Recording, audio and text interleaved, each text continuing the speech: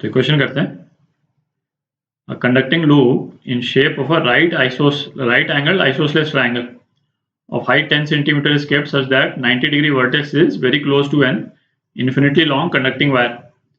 अच्छा, ये वायर जो है वो infinitely long है, ठीक, और ये एंगल दे रखा है, ये एंगल 90 डिग्रीज है और ये 10 सेंटीमीटर दे रखा है, ठीक। अच्छा, wire is electrically insulated from the loop. ये टच करता हुआ दिखा रहे हैं, बट ये मतलब इलेक्ट्रिकली टच नहीं कर रहा है क्योंकि वायर इंसुलेटेड है। Hypotenuse of triangle is parallel to the wire, है ना, ये साइड वायर के पैरेलल है। Current in the triangular loop is in counter clockwise direction. तो इसका मतलब इसमें करंट जो है इस लूप में इस डायरेक्शन में है, काउंटर क्लॉकवाइज डायरेक्शन में, and increase at a constant rate of इतना। तो अपने को di/dt दे रखा है इस लूप में 10 ampere per second. Which of the following statements are true? There is a repulsive force between the wire and the loop. See, इसमें क्या है, जैसे ये जो सिचुएशन देख रही है, इसको पहचानने में थोड़ी दिक्कत होती है इस सिचुएशन में और इस सिचुएशन में, कि ये एक करंट लूप है और हम इसके पास में एक मैग्नेट लेकर के जा रहे हैं, ठीक है। इस सिचुएशन में और इस सिचुएशन में कोई डिफरेंस नहीं है, ठीक है, मतलब इलेक्ट्रोमैग्नेटिक इंडक्शन के पॉइंट ऑफ व्यू से कोई डिफरेंस नहीं है। तो यहाँ पे क्या होता था, हम मैग्नेट लेकर के जा रहे हैं तो मैग्नेटिक फील्ड इस लूप के थ्रू जो है वो बढ़ेगी और इसमें एक करंट इंड्यूस होगा, और करंट इंड्यूस होगा ऐसे डायरेक्शन में इंड्यूस होगा कि वो इस मैग्नेटिक फील्ड को अपोज करे, ठीक है। उस करंट का मैग्नेटिक फील्ड जो है वो इस डायरेक्शन में हो ताकि वो इसको अपोज करे और मैग्नेट को ये लूप जो है रिपेल करेगा, ठीक है। तो ये वाली सिचुएशन हो गई। और या फिर हम ये सिचुएशन ले लें कि दो वायर लूप्स हैं, ठीक है, एक ये वायर लूप हो गया और एक ये वायर लूप हो गया।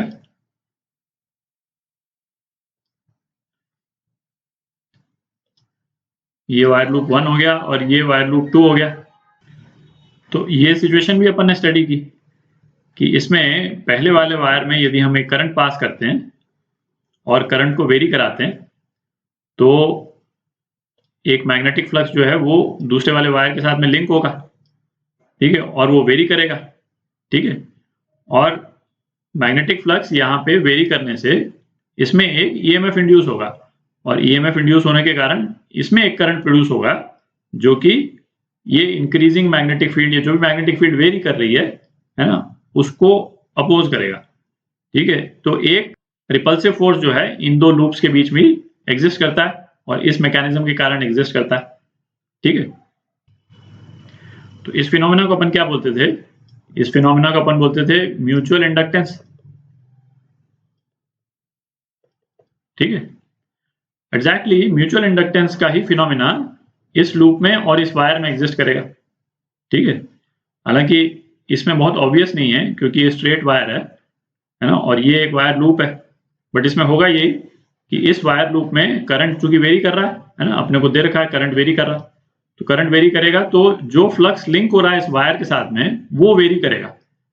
तो इस वायर में ईएमएफ इंड्यूस होगा, है ना, वो ईएमएफ की वैल्यू भी अपने को निकालने के लिए बोला है, ठीक है।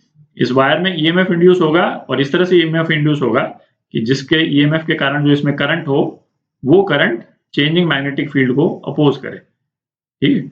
और इसी कारण एक रिपल्सिव फोर्स भी एग्जिस्ट करेगा वायर और लूप के बीच में, है ना, जिस तरह से इसमें एग्जिस्ट करता था रिपल्सिव फोर्स, जिस कारण से इसमें एग्जिस्ट करता था, तो यहाँ पे भी एग्जिस्ट करेगा, ठीक है।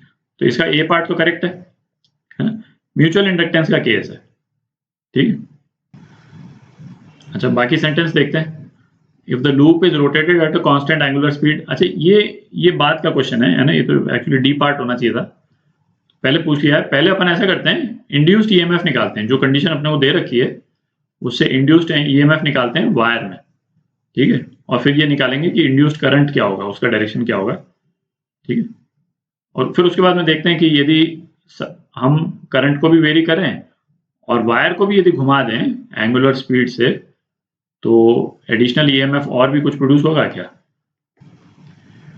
अच्छा, तो पहले इस वाले सिचुएशन को देखते हैं। अच्छा, म्यूचुअल इंडक्टेंस अपन पहले भी डिस्कस कर चुके हैं, तो उसमें अपन ने क्या देखा था कि magnetic flux linked in second coil, ये किसके बराबर होता था? Mutual inductance in second coil due to current in one into current in first coil, ये होता था। ठीक है, और यदि हमको सेकंड कॉइल में ईएमएफ इंड्यूस पता करना हो तो EMF induced in second coil ये क्या हो जाएगा? Minus d phi 2 by d t. ठीक है, और इस वाले रिलेशन से अपन फाई 2 बाई डी टी निकाल सकते हैं। अच्छा, इसी सिचुएशन को यदि हम रिवर्स कर दें कि करंट हम इसमें फ्लो कराएं और पहले वाले लूप में करंट नहीं हो, तो क्या सिचुएशन होती थी?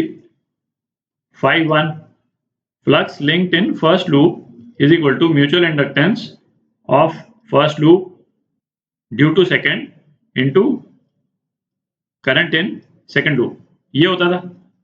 ठीक, और दूसरा अपने को मालूम है किसी भी दो वायर्स कंडक्टर्स के अरेंजमेंट में M21 M12 के बराबर होता है। ठीक है, ये तो अपने को मालूम। तो अब जैसे ये सिचुएशन देखते हैं, है ना, इस वायर को W से डिनोट कर देते हैं और लूप को L से। अच्छा, अपने को क्या पता करना है? EMF induced in the wire, EMF induced in the wire चाहिए अपने को।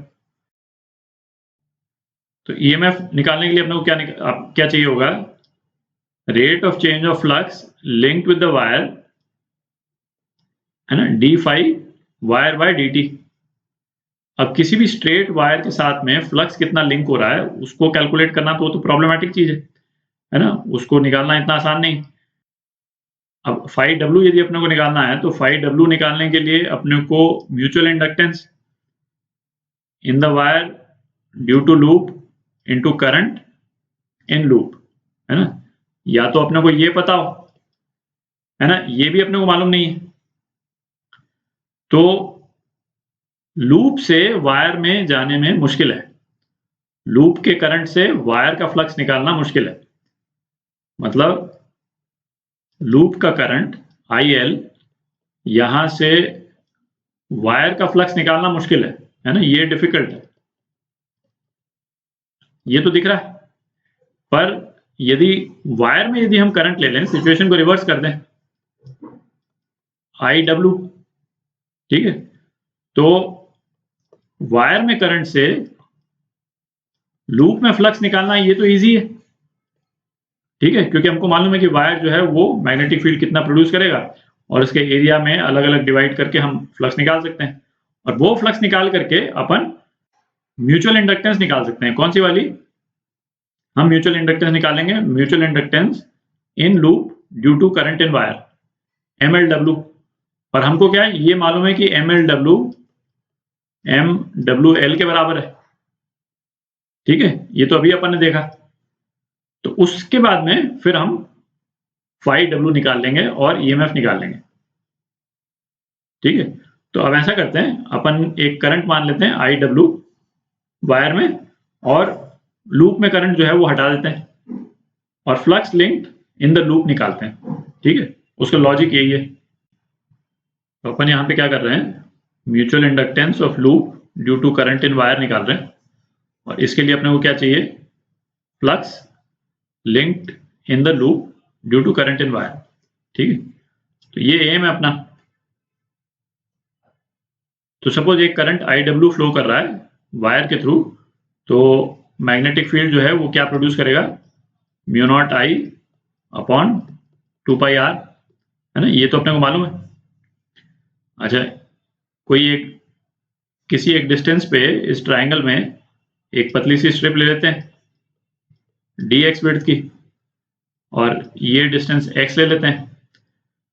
तो इस स्ट्रिप का जो लेंथ है वो कितना हो जाएगा? ये x है, तो ये पोर्शन भी कितना हो जाएगा? ये पोर्शन भी x हो जाएगा। क्यों? क्योंकि ये 45 डिग्री है ना, ये राइट एंगल आइसोसेलेस ट्राइंगल है। ठीक है, तो परपेंडिकुलर बाइसेक्टर बनाएंगे तो ये 45 डिग्री है, 45 डिग्री, ठीक है, और ये भी 45 डिग्री है। तो ये वाली साइड और ये वाली साइड बराबर होगी तो ये x होगा। तो इसकी ये जो स्ट्रिप जो अपन ने बनाई है ना, इसकी टोटल लेंथ कितनी हो जाएगी? इसकी टोटल लेंथ हो जाएगी 2x, ठीक है। तो अपने को फाई निकालना है, phi passing through the loop, तो डी फाई एल है ना, ये कितना हो जाएगा? Mu naught I upon 2 pi x into area. तो एरिया इस पतले से स्ट्रिप का क्या हो जाएगा? 2x इंटू डी एक्स, ठीक है। ये x कैंसिल आउट हो गया और 2 कैंसिल आउट हो गया। तो इसको अपन इंटीग्रेट कर देते हैं। तो इसको इंटीग्रेट कर देंगे, कहां से कहां तक करेंगे? 0 टू, इसको मैं अभी d बोल देता हूँ, 10 सेंटीमीटर दे रखा आपने को, है ना, d बोल देता हूँ, वेरिएबल के टर्म्स में ले लेते हैं इसको। तो 0 टू d, तो ये कितना आ जाएगा? Mu naught I D upon pi, ठीक है। फाई एल जो है वो कितना आ गया? Mu naught I in wire d by phi, ठीक है। और ये किसके बराबर होता है? Mutual inductance in the loop due to current in wire into current in wire, है ना, ये तो देखा अभी अपन ने। तो mutual inductance in loop due to current in wire, ये कितना हो गया? Mu naught d by pi हो गया, ठीक है। अच्छा, और ये जो है mutual inductance in wire due to current in loop, है ना, उल्टा भी ट्रू होता है। M21 जो है वो M12 के बराबर होता है, ये तो मालूम है अपने को। तो इस रिजल्ट को अपन यूज कर लेंगे अभी, है ना, इसको नोट कर लेते हैं, इस रिजल्ट को, इसको अभी अपन यूज करेंगे, है ना, जगह बना लेते हैं। तो अब flux link to the wire, ठीक है, due to current in loop, ये कितना हो जाएगा? Mutual inductance of wire due to current in loop into current in loop, ठीक है। और mutual inductance of wire due to current in loop ये अपन निकाल चुके हैं अभी।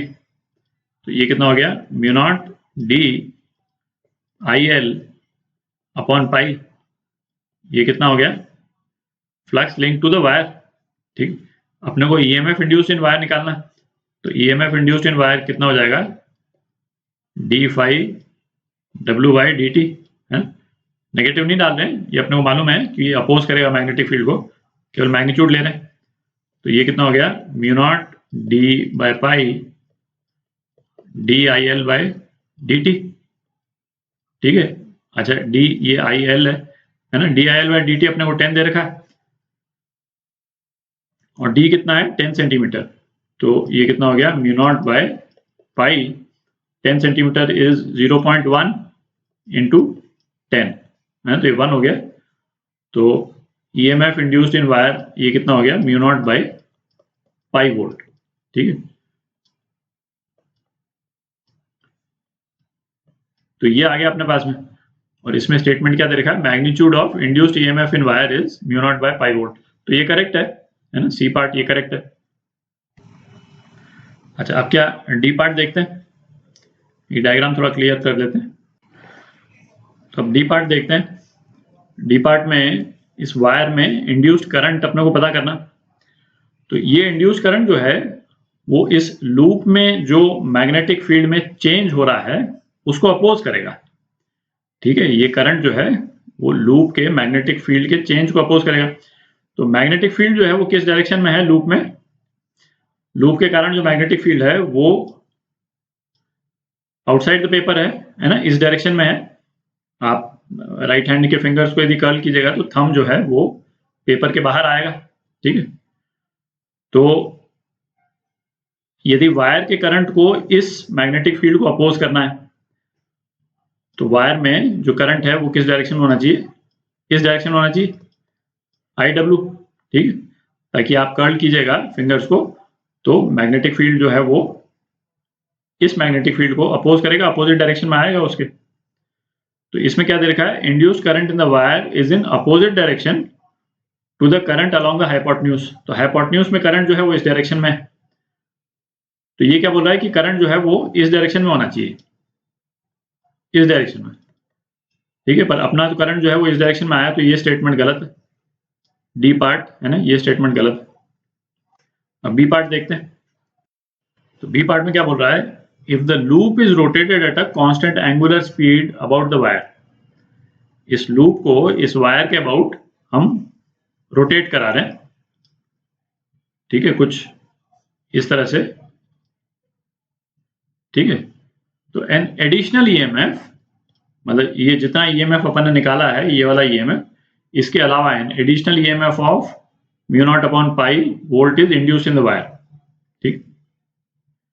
तो इसमें एक चीज देखें, जो वायर में इंड्यूस्ड ईएमएफ था उसका बेस क्या, बेस कहां से निकाला था अपन ने, उसका बेस निकाला था अपन ने flux linked with the wire, ठीक है, और उसी से अपन ने निकाला फिर उसको डिफरेंशिएट करके EMF induced in the wire. अच्छा, flux linked in the wire का बेसिस क्या था, म्यूचुअल इंडक्टेंस, ठीक है, mutual inductance of the wire due to current in the loop. तो म्यूचुअल इंडक्टेंस जो अपन ने निकाला था कि यदि हम लूप को भी रोटेट करना शुरू कर दें, अपन ने लूप में फ्लक्स निकाला था, ये निकालने के लिए अपन ने लूप में जो फ्लक्स था due to current in wire, ये निकाला था अपन ने, ठीक है। तो ये निकालते टाइम यदि हम इस लूप को रोटेट कर देते तो MWL का फिगर चेंज हो जाता क्या, है ना, इसको सोचें। तो ये क्लियर है कि MWL जो है वो बिल्कुल चेंज नहीं होगा, म्यूचुअल इंडक्टेंस चेंज नहीं होगी, इस लूप के रोटेशन से म्यूचुअल इंडक्टेंस बिल्कुल चेंज नहीं होगी, क्योंकि प्रोसीजर एग्जैक्टली सेम है ना। जितना फ्लक्स इस लूप के साथ में लिंक्ड हो रहा है वो इस लूप के रोटेट होने से कोई फर्क नहीं पड़ रहा उस पर, ठीक है, ये तो ऑब्वियस है। तो चूंकि MWL चेंज नहीं होगा इसलिए फाई W चेंज नहीं होगा, इसलिए EW भी चेंज नहीं होगा, ठीक है। तो ये स्टेटमेंट भी गलत है, आप यदि लूप को रोटेट कर दीजिएगा तो कोई एडिशनल ईएमएफ इंड्यूस नहीं होगा, ठीक है, और कारण अपने डिस्कस कर ही लिए। ये आपके ऑप्शन है।